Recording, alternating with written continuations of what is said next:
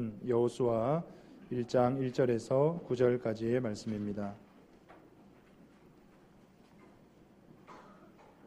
구약 성경 320쪽입니다. 여호수아 1장 1절에서 9절까지의 말씀을 한 절씩 교독하시고 마지막 절은 한 목소리로 함께 봉독하도록 하겠습니다. 여호수아 1장 1절부터 제가 먼저 봉독하겠습니다. 여호와의 종 모세가 죽은 후에 여호와께서 모세의 수종자 눈의 아들 여호수아에게 말씀하여 이르시되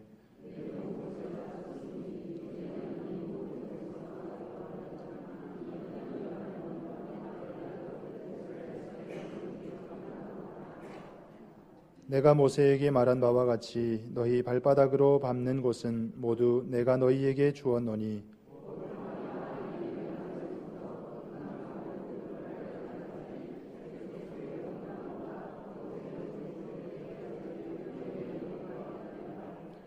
내 평생에 너를 능히 대적할 자가 없으리니 내가 모세와 함께 있었던 것 같이 너와 함께 있을 것임이니라. 내가 너를 떠나지 아니하며 버리지 아니하리니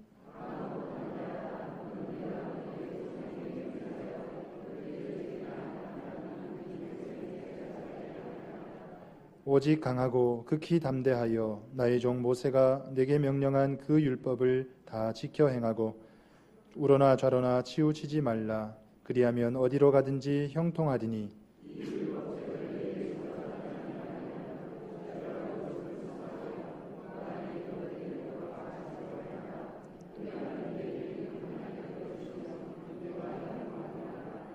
내가 네게 명령한 것이 아니냐. 강하고 담대하라. 두려워하지 말며 놀라지 말라. 내가 어디로 가든지 내 하나님 여호와가 너와 함께 하느니라 하시니라. 아멘. 첫 번째 주일입니다. 여러분 새해 복 많이 받으시기 바랍니다. 우리 송구영신 예배 때도 했지만 그래도 그때 못 뵌 분들도 있는데 새해 인사 한번 하시죠. 새해 복 많이 받으시기 바랍니다. 네.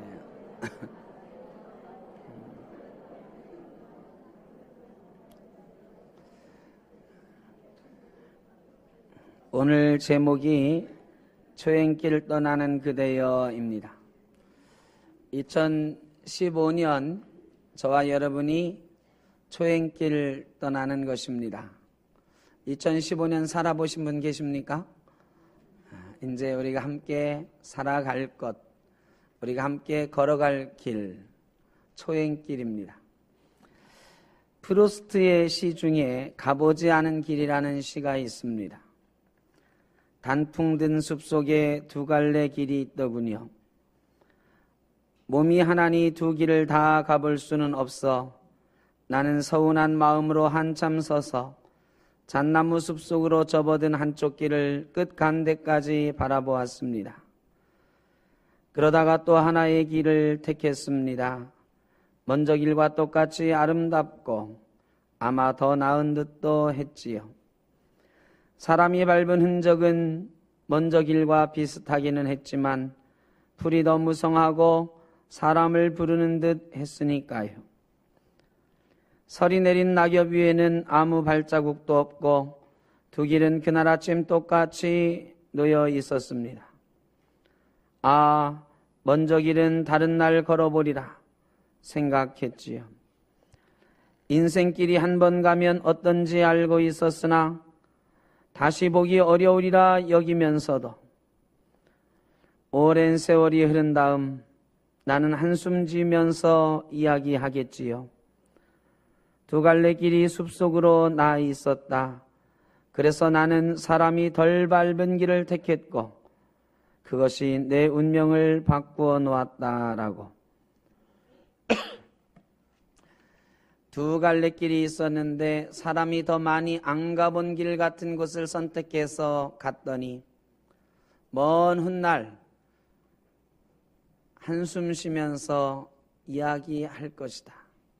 후회가 있을 것이다. 그런 말입니다. 사실은 어느 길을 선택해서 가더라도 후회는 남지요.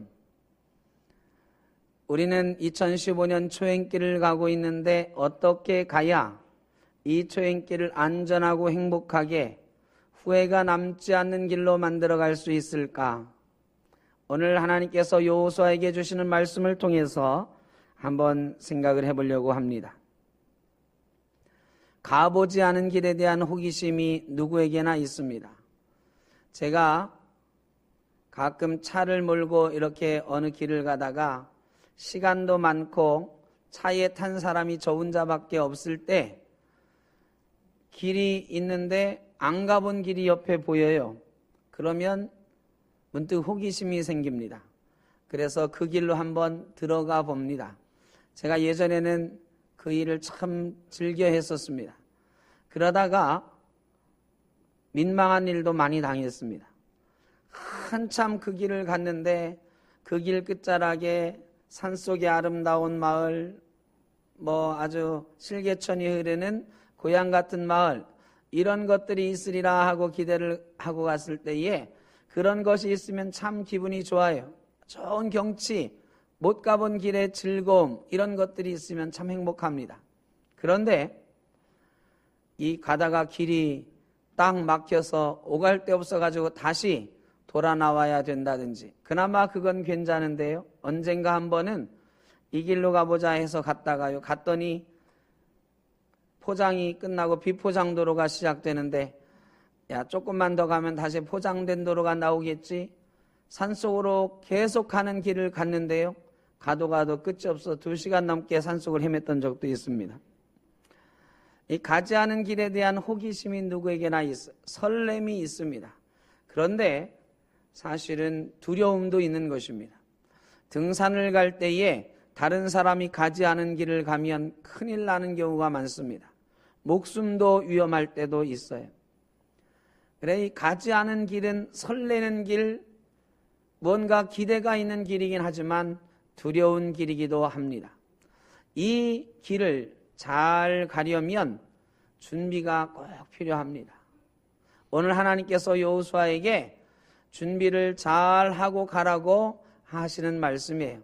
어떤 준비를 어떻게 해야 2015년 우리가 이 가보지 않은 길을 행복하게 갈 수 있을까요? 이순신 장군이 탁월한 분이긴 한데 전쟁에서 그렇게 다 이길 수 있었던 비결을 한 가지만 꼽으라고 하면 뭘까요? 원래부터 타고난 전술가이기 때문에 이순신 장군은 제갈공명 같은 사람은 아니었던 것 같습니다. 이순신 장군이 남보다 뛰어난 용맹을 가졌기 때문에 사실은 이순신 장군은 과거에도 떨어지고요. 뒤늦게 과거에 붙어서 47살이 되어서야 전라좌수자라고 하는 번듯한 장군이 될 수 있었던 분입니다. 그 전에는 저 말단 한직에서 전방을 돌아다니는 그런 분이었어요. 그러니까 타고난 탁월함이 있었던 분은 아닙니다. 그런데 그런 분이 어떻게 임진왜란 때 23전 23승이라고 하는 놀라운 전과를 거둘 수 있었을까? 남들은 전쟁이 일어날 거라고 하지 않고 뭐하러 그런 준비하느냐고 할 때에 이순신 장군은 거북선을 만들었습니다. 여러 배들을 만들었습니다. 군사들을 훈련시킵니다. 전술을 연구하고 또 연구해서 군사들을 훈련하는데 접목시킵니다. 다른 사람은 다 쓸데없는 일이다, 이 평화로운 때에 뭐하러 그러느냐 했지만 이순신 장군은 언젠가 있을지도 모르는 전쟁을 대비해서 철저하게 준비했습니다. 이순신 장군이 이길 수 있었던 단 하나의 비결을 꼽으라고 하면 철저하게 준비한 것입니다. 오늘 하나님께서도 준비를 시키십니다. 여호수아에게 이제 전쟁을 앞에 두고 가나안 땅을 앞에 두고 마지막 준비를 시키시는데요. 사실 여호수아는 40년간 준비한 사람이에요. 하나님이 40년 동안 준비시킨 사람이에요. 모세의 수종자로서 모세의 지도력을 배웠고 이스라엘의 군대 장관으로 싸우는 법을 익혔고 한 지파의 족장으로 백성을 영도해 가는 방법을 배웠던 사람입니다. 그런데도 하나님께서 40년 이렇게 준비시킨 여호수아에게 이제 마지막으로 내가 이것 준비해야 가나안 땅 차지할 수 있다라고 말씀하시는 장면이 바로 오늘 본문 말씀이에요. 뭘 준비하라고 하셨을까요? 여러분, 준비는 정말 여러 번 강조하고 또 강조해도 지나치지가 않습니다. 특별히 여행 갈 때 초행길 가는 길 준비 없이 가면 참 어렵습니다. 제가 우리 가족들하고 일본에 한 번, 중국에 한 번, 3박 4일 이렇게 짧게 가본 적이 있어요. 그런데 해외여행 이런 데 가다 보면 대개는 여행사를 끼고 가던가 아니면 내가 잘 가봤던데 이런 데 가보지 않습니까? 근데 저는 뭐 일본도 중국도 한 번도 가본 적이 없는데 저희 가족들이 언젠가 몇 년 전이지만 중국도 한 번 가보고 또 언젠가는 일본도 한 번 가자 해서 갔어요. 근데 여행사를 끼지 않고 가가지고 3박 4일 잘 여행하고 왔습니다. 전철도 타고요. 버스도 타고 우리가 정해놓은 코스를 다 구경을 잘 하고 왔어요. 그런데 다른 사람들이 이렇게 말하면 야, 대단하다. 일본어를 잘하시는가 보죠? 중국어를 잘하시는가 보죠? 할지 모르지만 제가 일본말, 중국말 하나도 못합니다. 가가지고 묻고 뭐 이렇게 다닌 것도 아니에요. 별로 물어보지도 않고 잘 다녔어요. 여러분, 그 비결이 뭔지 아십니까? 제가 어디를 가자 생각을 해놓고 한 달 동안 인터넷 다 뒤지고 책도 뒤져가지고요. 제가 갈 곳을 다 인터넷에 나오는 사진 출력하고 거길 가려면 어디에서 버스 타가지고 몇 정거장 가면 된다고 다 조사를 했습니다. 그래 공항에 딱 내리니까요. 남의 나라 같지가 않아요. 하도 사진으로 많이 봐가지고. 그리고 그 사진에서 어디 가서 전철 타는 거다. 몇 정거장 가면 된다. 요거 다 책 보고서 표시해 놓은 대로 가니까요. 별로 어려운 게 없더라고요. 그렇게 해서 3박 4일 지내다 왔어요. 여러분, 한 달 준비하니까 3일이 즐겁더라고요. 열심히 준비하면 초행길도 즐거운 것입니다. 여러분, 2015년 초행길을 어떻게 준비해야 될까? 하나님께서 가나안 땅이라고 하는 이 전쟁터를 향해서 초행길 가는 여호수아에게 준비시키는 것 생각하면서 우리가 어떤 준비해야 될지 생각을 해볼 수 있기를 바랍니다. 하나님께서 가나안 땅을 내게 주시겠다 그랬잖아요. 여기 보면은 곧 광야와 이 레바논에서부터 큰 강 4절에 곧 유브라데 강까지 해쪽 속의 온 땅과 또 해지는 쪽 대까지 너희의 영토가 되리라. 이 가나안 땅을 다 주리라 약속하셨어요. 그런데 조건이 붙어요. 이렇게 하면 이 약속이 너에게 현실로 이루어질 것이다. 여러분, 그렇게 하면, 이렇게 하면 뭘 하면 된다고 하나님이 말씀하셨냐면 6절에 강하고 담대하라. 너는 내가 그들의 조상에게 맹세하여 그들에게 주리라 한 땅을 이 백성에게 차지하게 하리라. 강하고 담대하라. 7절에 오직 강하고 극히 담대하여 나의 종 모세가 내게 명령한 율법을 다 지켜 행하고 쭉 가서 형통할 것이다. 8절에도 형통할 것이다. 9절에 내가 내게 명령한 것이 아니냐. 강하고 담대하라. 두려워하지 말며 놀라지 말라. 여러분, 3번이나 반복적으로 하나님이 명령하는 말은 뭐지요? 강하고 담대하라. 여러분, 이 강하고 담대하라는 말은 야, 너 운동 열심히 해가지고 힘 있는 육신을 길러라 이런 말입니까? 아니, 뭐를 강하게 하라는 거예요? 마음을 강하게 하고 담대히 하라는 것입니다. 하나님께서 지금 여호수아에게 준비시키는 것은 마음을 강하게 하고 담대히 하라는 것입니다. 여러분, 여호수아의 마음이 지금 어땠을까요? 오늘 본문은 모세가 죽은 후에 이렇게 시작합니다. 40년 이스라엘을 잘 이끌었던 위대한 지도자 모세가 죽었습니다. 여러분, 그 밑에서 40년간 훈련을 했지만 이제 여호수아가 지도자가 된다고 하니까 마음이 얼마나 두렵겠습니까? 사람들도 모세가 죽었다 그러니까 웅성웅성하지 않았겠어요? 우리는 이제 어떻게 하지? 야, 모세가 우리를 이끌어 갔는데 이제는 누가 우리를 이끌지? 여호수아가 한대. 여호수아? 그 모세 종이었던 사람이잖아. 에이, 왜 군대 장관도 했지?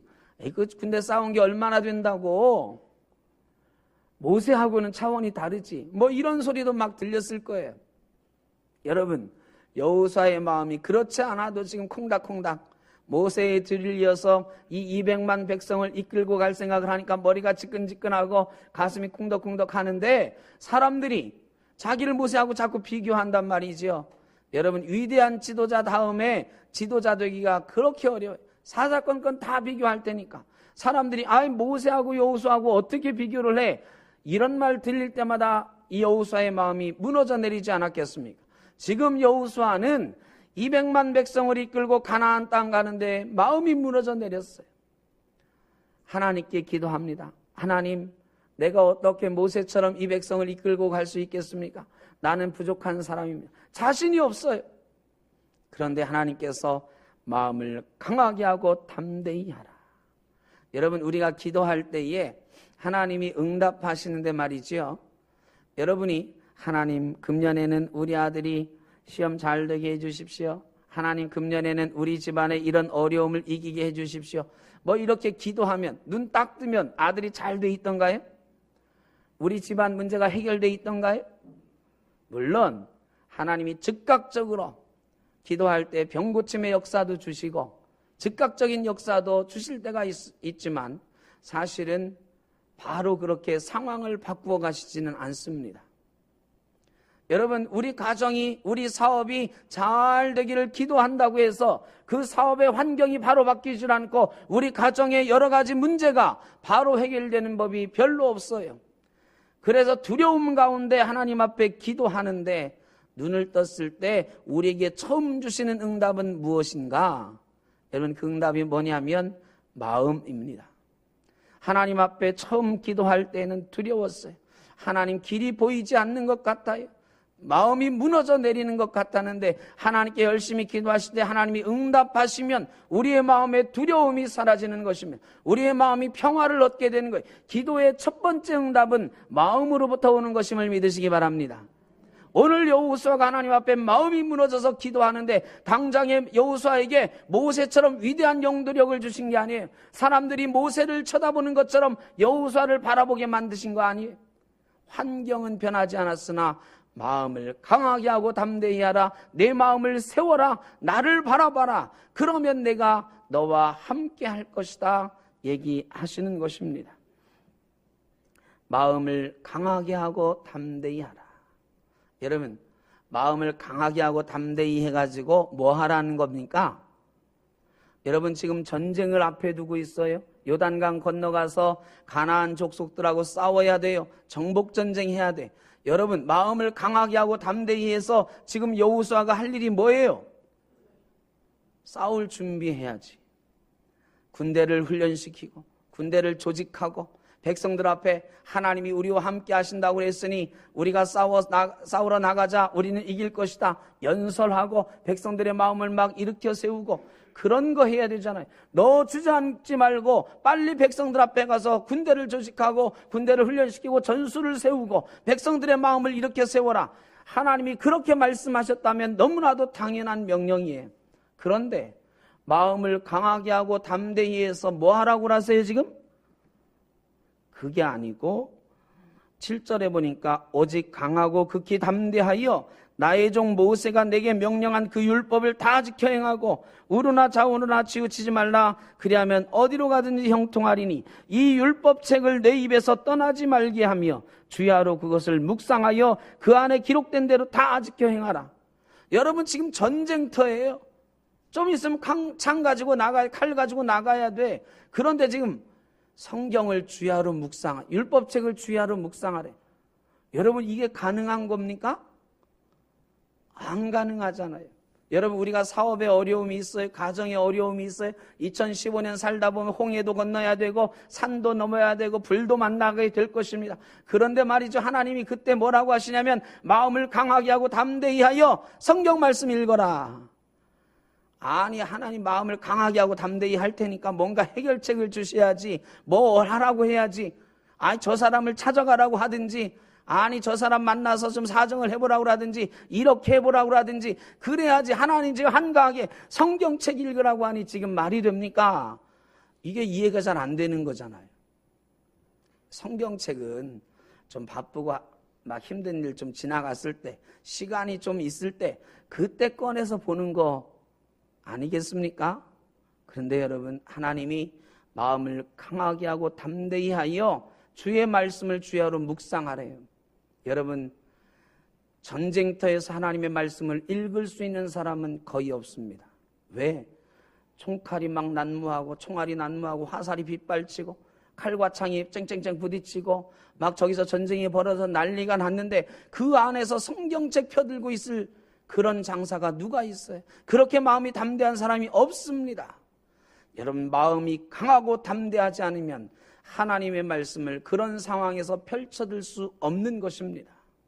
그래서 우리는 성경을 좀 편안할 때나 시간이 있을 때나 여유 있을 때나 읽는 거라고 생각하기가 쉬운 거죠. 지금 하나님 바빠 죽겠는데, 하나님 내 삶이 이렇게 힘든데 하나님 말씀은 그 다음에 좀 읽을게요. 지금은 내 기도나 좀 들어주세요. 이럴 때가 많잖아요. 그런데 하나님이 마음을 강하게 하고 담대히 하래요. 성경 말씀을 주야로 묵상하래요. 내 입에서 하나님의 말씀이 떠나지 않게 하래요. 여러분, 잘 생각해 보세요. 마음이 강하고 담대하지 않으면 그 전쟁터에서 성경 펴들 수 있는 사람이 없어요. 그러므로 우리의 마음을 먼저 강하고 담대히 하라는 거예요. 하나님이 함께 하신다는 것을 믿으라는 거예요. 그리고 하나님의 말씀을 읽으라는 것입니다. 묵상하라는 것입니다. 우리의 입에서 떠나지 말게 하라는 거예요. 여러분, 여기에 어떤 하나님의 마음이 있는 거예요? 내가 너와 함께 하리라. 내가 말씀을 묵상하면 내가 너와 함께 하리라. 전쟁은 내가 할 테니까 너는 나에게 맡기고 나의 말씀을 묵상하라. 도대체 하나님의 말씀이 뭡니까? 하나님의 말씀이 뭔데 그 급박한 상황에서 마음을 강하게 하고 담대히 해서 말씀을 그렇게 읽으라고 하시는 거예요. 요한복음 1장에 보니까 태초에 말씀이 계시니라. 이 말씀이 하나님과 함께 계셨으니 이 말씀은 곧 하나님이시니라. 말씀은 곧 하나님이십니다. 말씀을 읽으라고 하는 말은 하나님을 생각하라, 하나님을 곁에 두라는 거예요. 여러분, 이 말씀 속에 하나님의 집이 있어요. 여러분, 이곳은 하나님의 집이라고 아까 우리가 찬송했는데 실제로 성경에서 하나님이 우리에게 계시하시고 우리에게 하나님이 나타나십니다. 이 말씀 속에 하나님이 계시하세요. 하나님이 이 말씀 속에서 우리가 나아갈 길을 가르쳐 주시고 이 말씀 속에 하나님이 거하고 계시는 거예요. 이 말씀은 곧 하나님이시고 하나님이 거하는 집이고 하나님이 우리에게 말씀하시는 방법인 것입니다. 통로인 것입니다.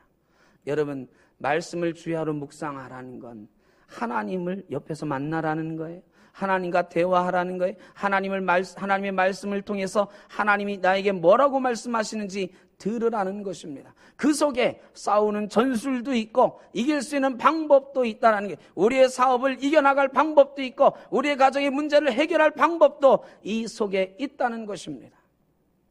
마음을 강하게 하고 담대히 해야 그 어려운 상황 속에서도 말씀을 묵상할 수 있으니 마음을 준비하라 하시는 것입니다. 여러분, 우리의 삶의 현장에서 하나님이 우리 속에 거하셔야, 우리 속에 임재하셔야 우리의 삶이 행복해지고 우리의 삶이 두려움이 없어진 줄 믿습니다. 여러분, 초행길은 늘 두려워요. 또 가다 보면 우리가 두려워할 수밖에 없는 많은 장벽들을 만날 수밖에 없는데 그때의 말이죠, 우리가 두리번거려요. 하나님은 어디 계시는가? 여러분, 이 장벽이 두려운 게 아니에요. 이 장벽 앞에서 두리번거렸는데 하나님은 어디 계신가 쳐다봤는데 하나님이 옆에 계시지 않을 때 느끼는 감정이 두려움입니다. 염려입니다. 여러분, 어린아이 한번 생각해 보세요. 3살짜리, 4살짜리 아이들이 막 신나게 뛰어놀아요. 신나게 뛰어놀다가 가끔씩 하는 일이 있어요. 뭐 하죠? 가끔씩 두리번거려. 왜 두리번거리죠? 엄마 있나? 엄마가 너 친구하고 와서 놀아? 신나게 놀다가 엄마 있는데 한번 쳐다봐요. 엄마가 손을 흔들어주면 얼굴 방긋하면서 또 막 뛰어놀아요. 그러다가 또 금방 또 두리번거려. 엄마가 잘 있나? 여러분, 이 어린아이의 마음이 두려움이에요. 그런데 엄마를 보는 순간 그 두려움이 사라지는 것입니다. 그런데 막 즐겁게 놀다가 말이죠. 엄마가 잠깐 화장실 갔어. 마침 그 순간에 애가 쳐다봤는데 엄마가 없어요. 그 아이가 계속 놀 수가 있어요? 아니, 그 놀이는 끝이 납니다. 그 놀이는 끝이 나고 엄마 하면서 엄마를 찾아요. 한참을 찾아도 엄마가 없을 때 그 아이는 거기 주저앉고 말아요. 그리고 울음을 터뜨리는 거죠. 여러분, 우리 인생이 그런 것입니다. 우리 인생이 늘 행복하고 즐겁게 살아가는 것 같지만 가끔씩 두리번거릴 수밖에 없는 상황을 맞게 되는 거예요. 가나안 땅을 하나님이 우리에게 주셨지만 이 가나안 땅에 들어가는 길이 그렇게 쉽지 않아요. 불도 있고 물도 있고 산도 있어요. 그거를 이겨야 되는데 우리 힘으로는 이길 수 없어서 하나님 어디 계시죠? 쳐다봤는데 하나님이 옆에 계시지 않아요. 그때 우리가 주저앉게 되는 것이고 절망하게 되는 거예요. 그게 우리가 느끼는 두려움인 것입니다. 우리가 느끼는 염려인 것입니다. 여러분, 그런 때에 두리번거리자마자 하나님이 나 여기 있어 하면 두려움이 사라지는 것입니다. 여러분, 우리는 놀라운 힘을 얻게 되는 것입니다. 여러분, 근데 아무나 그 힘을 얻게 되는 게 아니래요. 아무나 그 두려움으로부터 해방되는 게 아니래요. 마음을 강하게 하고 담대히 하여 날마다 주야로 하나님의 말씀을 묵상하는 사람만이 하나님의 임재를 날마다 느끼고 체험하면서 살게 된다는 것입니다. 여러분, 하나님의 임재를 날마다 체험하는 사람은 놀라운 힘을 갖는 거예요. 여러분, 엄마가 뒤에 있으면 어린아이는요, 세상 무서운 게 없잖아요. 하나님이 우리 옆에 계시는 것 내가 깨닫는 순간 우리 믿는 성도는 두려움이 없어지는 것입니다. 여러분, 세상에 제일 무서운 사람이 누군지 아세요? 겁 없이 덤비는 사람 아니에요. 여러분, 겁 없이 덤비는 사람이 제일 무서워요. 하나님이 우리와 함께 하시는 것을 느끼는 순간 우리는 겁이 없는 사람이 됩니다. 두려움 없는 사람이 됩니다. 염려가 없는 사람이 됩니다. 그리고 우리의 장벽을 향해서 돌진하게 되는 거예요. 그리고 그 장벽을 무너뜨리고 가나안 땅을 차지하게 되는 거죠. 여러분, 약속은 이렇게 현실화되는 것입니다. 하나님의 약속이 그저 우리 삶에 이루어지는 게 아니에요. 철저하게 마음으로 준비하고 하나님의 말씀을 주야로 묵상하며 하나님의 임재하심을 체험하고 두려움 없이 달려갈 때에 하나님의 약속이 우리 삶에 이루어지는 것입니다. 7절에 어디로 가든지 형통하리라. 8절에도 내가 형통하리라. 형통하리라 말씀하세요. 이게 세 가지는 꼭 따라다니는 거예요. 마음을 강하게 하고 담대히 하라. 그러면 내가 너와 함께 하리라. 그러면 네가 형통하리라. 이 세 가지가 쌍으로 묶여 다니잖아요. 근데 형통한다는 말이 무슨 뜻일까? 내가 2015년에 이런 계획 세웠는데 이대로 다 이루어지면 형통한 것입니까? 성경에 말하는 히브리어 샤칼이라고 하는 단어는 이 형통하다, 번성하다, 성공하다 이런 뜻인데 쭉 성경을 찾아보면 내 계획대로 성공하다 이런 때 절대로 이 단어를 쓰지 않습니다. 이 형통하다 하는 단어는 어떤 때 쓰느냐? 하나님께서 형통하게 하시다 이런 때 쓰이는 거예요. 하나님께서 형통하게 하신다 이 뜻은 뭐냐? 하나님의 약속을 내 삶에 이루어 주신다 이런 뜻입니다. 여러분, 2015년 내가 계획했던 것이 이루어지는 것이 형통한 것이 아니라 하나님께서 나에게 주시겠다고 하신 약속이 이루어지는 형통함이 우리에게 참된 복인 줄 믿으시기 바랍니다. 여러분, 내가 세운 계획이 이루어지는 거 얼마나 하겠어요? 여러분, 어떤 계획을 세우셨는지 모르겠는데 그 계획이 이루어지는 게 좋겠습니까? 하나님이 나에게 주시려고 준비했던 것들이 다 이루어지는 게 좋겠습니까? 더 말할 필요가 없는 거. 하나님이 우리에게 주실 것들이 훨씬 커요. 그 약속이 우리에게 이미 주어져 있어요. 우리는 그 약속을 향해서 달려가는 것입니다.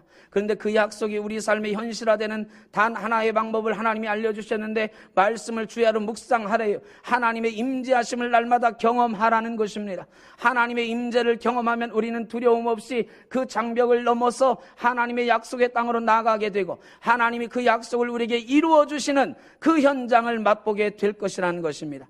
2015년 저와 여러분이 하나님의 말씀 가운데서 하나님의 임재를 경험하고 하나님이 우리와 함께 하시는 그런 임재의식 가지고 두려움 없이 달려가시기를 주의 이름으로 축원합니다. 그리고 하나님께서 우리에게 주시고자 하셨던 모든 복과 은혜를 다 누려가시는 형통한 복을 누리시는 주님의 백성을 되시기를 간절히 축원합니다. 2015년 우리 교회 표어가 그리스도인 복음으로 사는 사람이에요. 우리 교단에서 정한 표어입니다. 여러분, 2015년 무엇으로 살겠습니까? 복음으로 사는 그리스도인 되어서 하나님의 임재를 날마다 체험하며 승리하시는 주의 자녀들, 성도님들 되시기를 다시 한번 주의 이름으로 축원합니다. 기도하겠습니다. 하나님 감사합니다.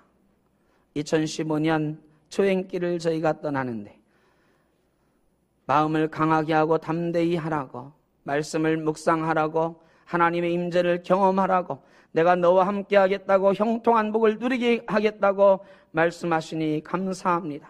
우리에게 약속된 가나안 땅이 있는데 수많은 장벽 때문에 우리가 다가가지 못할 때가 있습니다. 아버지 하나님, 마음을 강하게 하고 담대히 하여 하나님의 말씀을 주야로 묵상함으로 하나님과 더불어서 2015년 모든 장벽을 뚫고 가나안을 향해서 달려가게 하여 주옵소서. 형통한 복을 누리는 모든 주의 백성들 되게 하여 주옵소서. 예수님의 이름으로 기도하옵나이다. 아멘.